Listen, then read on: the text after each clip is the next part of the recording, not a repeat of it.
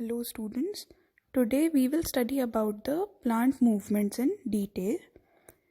Now we know that the plant movements are of two types, nastic movements which are also known as non-directional movements and the tropic movements which are also known as directional movements. We will first study about the nastic movements. See, the nastic movements in a plant are a response to the stimuli such as contact, light, or heat. But these movements do not lead to growth, and so they are known as non-directional movements. These are reversible movements, unlike the tropic movements which involve the growth of plant parts. For example, the pitcher plant and the Venus flytrap close and catch their prey as soon as the prey lands on them. Another example can be the leaves of mimosa, which is also known as the touch-me-not plant, close when they are touched. Here, the movement does not depend on the direction of the stimulus. One more example can be the flowers such as sunflower, tulips, etc., which bloom during the day and close in the evening. So I hope the nastic movements are clear to you. Now moving further, let us now study about the tropic movements.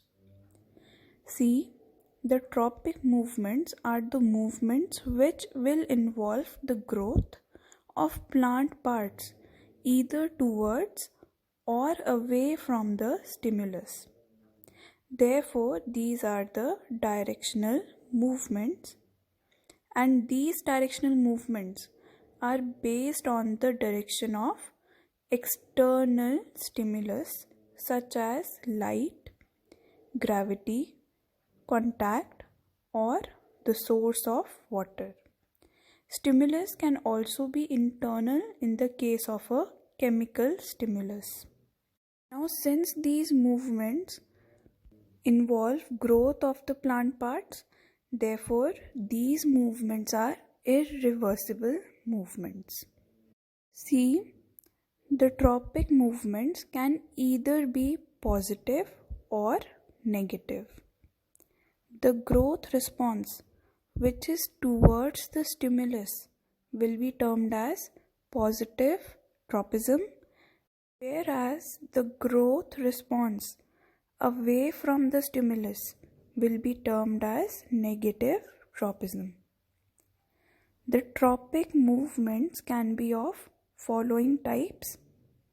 The first type is phototropism. Now, phototropism is the growth and movement of a plant part towards or away from the sunlight. Like the shoots of the plant move towards the light, this will be termed as positive phototropism. And the plant roots move away from the sunlight, this will be termed as negative phototropism. The next type of tropism is geotropism. Now, geotropism is caused because of the gravitational pull of the earth. The downward movement of roots will be termed as positive geotropism, and the upward movement of shoots will be termed as negative geotropism. The next type of tropism is thigmotropism. Now, thigmotropism is caused by the stimulus of touch, like the movement of stems of the money plant in the direction of a solid object that they come in contact with for the support is termed as thigmotropism. One more type of tropism is hydrotropism, which is caused because of the stimulus of the source of water. The movement of the plant roots towards the water source or moisture is known as hydrotropism. And the last type of tropism is chemotropism.